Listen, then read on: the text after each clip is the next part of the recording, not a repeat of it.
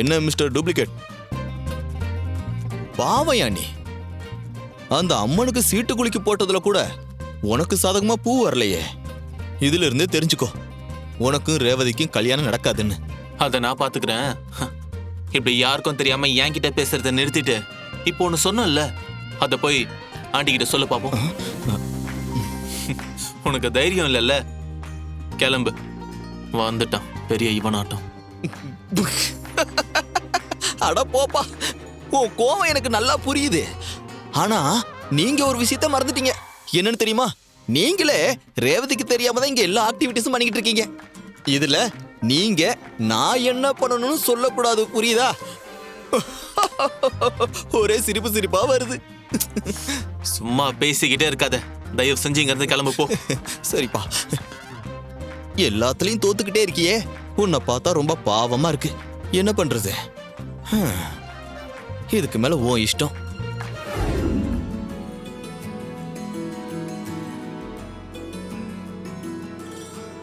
அம்மா, பத்திரிகை அம்பாள் பாதத்துல வச்சு நல்லபடியா கும்பிட்டாச்சு. இனிமே எல்லாம் நல்லபடியா நடக்கும்மா. இந்தாங்கோ. சதமானம் பவதி சதா யத் புருஷத் சதேந்திரியே ஆயுட்சேவேந்திரியே பிரதிதிஷ்டதி. சரிங்க, நான் வரேன் சார். நான் வரேன் சார். வாங்க.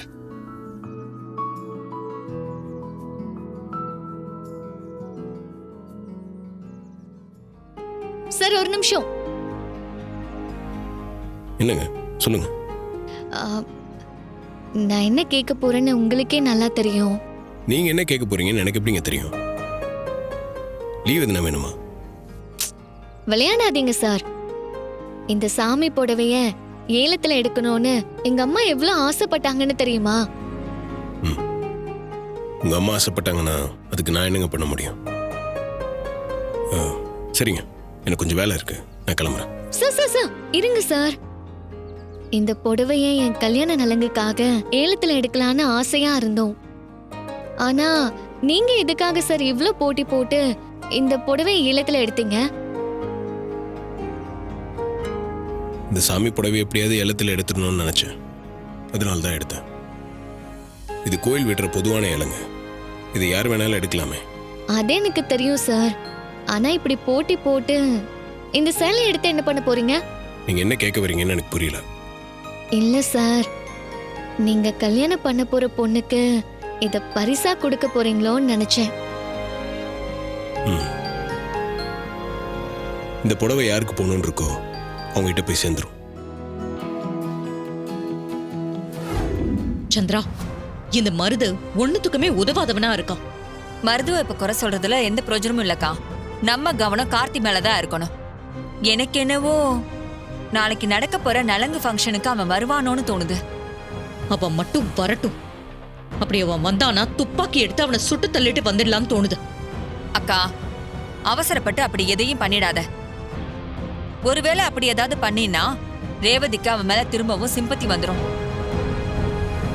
அதுக்கப்புறம் திரும்பவும் அவளுக்கு பழைய ஞாபகம் வர்றதுக்கும் வாய்ப்பு இருக்கு. தேவையில்லாம நாமளே அவங்கள சேர்த்து வச்ச மாதிரி ஆயிட போகுது. அந்த ஒரு விஷயத்துக்காக தான் நானும் ரொம்ப பொறுமையா இருக்கேன். ஆனாலும் அவன் என் பொறுமைய ரொம்ப சோதிக்கிறான் சந்திரா. நாளைக்கு நடக்க போற நலங்குக்கு அவன் வரக்கூடாது. அதுக்கு என்ன பண்ணலாம்னு சொல்லு. அததான்க்கா நானும் யோசிக்கிறேன். கவலைப்படாத, நாளைக்கு அவன் இங்க வராத அளவுக்கு நானே ஏதாவது ஒரு ஏற்பாடு பண்றேன். உன்னால முடியுமா சந்திரா? நான் உன் தங்கச்சிக்கா, எனக்கு ஒரு யோசனை தோணுது. என்ன யோசனை? கார்த்தி ஊருக்குள்ள பெரிய ஆளுன்னு பேர் எடுத்து வந்தானே, அப்ப அவன் ஊர்ல ஏதாவது ஒரு பிரச்சனை பண்ணா அவன் அங்க போய் தானே ஆகணும். ஆமா, கண்டிப்பா போய் நின்னுதான் ஆகணும். அக்கா, நாளைக்கு அவங்க ஊர் கோயில் கும்பாபிஷேகத்துக்கு பந்தக்கால் நடுறாங்க. அதுல சின்னதா ஏதாவது ஒரு பிரச்சனை கிளப்பி விட்டா அவன் நாள் பூரா பஞ்சாயத்து பண்ண அங்கதான் இருப்பானே தவிர அவன் கவனம் நம்ம ரேவதி பக்கம் திரும்புறதுக்கு வாய்ப்பே இல்லை. நீ சொல்றது சரியான ஐடியா சந்திரா. ஆனா ஊருக்குள்ள நாம என்ன பிரச்சனையை கலப்ப முடியும்? அதெல்லாம் நான் பாத்துக்கிறேன். இந்த தங்கச்சி இருக்கும்போது நீயே கவலைப்படுற. நாளைக்கு நலங்கு ஃபங்க்ஷன் நல்லபடியா நடக்கிறதுக்கு என்னெல்லாம் பண்ணணுமோ அதை மட்டும் பண்ணு. அவனை நான் பாத்துக்கிறேன். சந்திரா, நாளைக்கு எப்படியாவது இந்த ஃபங்க்ஷன் நல்லபடியா நடந்து முடியணும். எனக்கு அது மட்டும்தான் மனசுல ஓடிக்கிட்டே இருக்கு. நீ அதை மட்டும் பாருக்கா. நாளைக்கு கோயில்ல நடக்க போறத நான் பாத்துக்கிறேன்.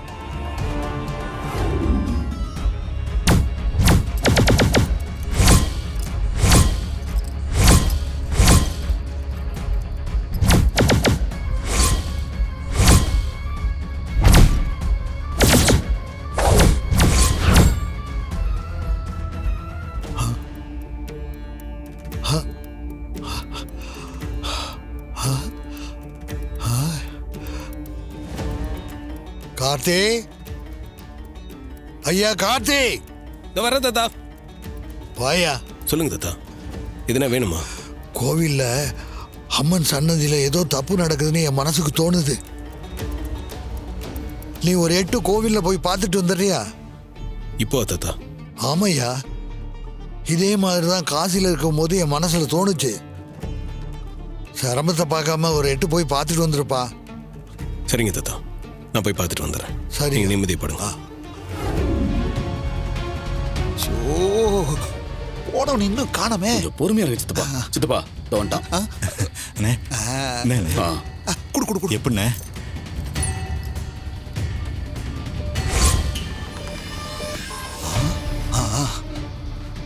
டேய், சொன்ன மாதிரி காரியத்தை கச்சிதமா முடிச்சிட்ட.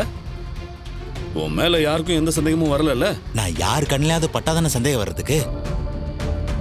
மோனே, நான் சொல்லல பையன் பன்னீர் கெட்டிக்காரன்னு. அதெல்லாம் சொன்ன வேலையை கரெக்டா செஞ்சிருவான்ல. சித்தப்பா, இதோட மதிப்பு நம்ம நினைச்சு பார்க்க முடியாத அளவுக்கு பெருசு. அதுவும் அந்த தாலியில பதிச்ச கல்லு இருக்கே, அதோட மதிப்பு பல லட்சம் வரும். கல்லுக்கே வா?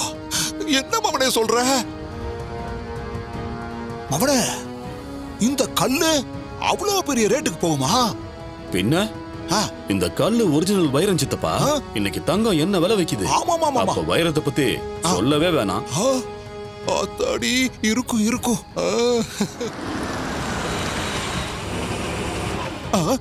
கார் சத்தம். மவனே, யாரோ வர்ற மாதிரி தெரியுது. ஆமா, இந்த நேரத்துல யாரா இருக்கும்? என்கிட்ட கேட்டா யாருக்கு தெரியும்? டேய் வர போலாம்.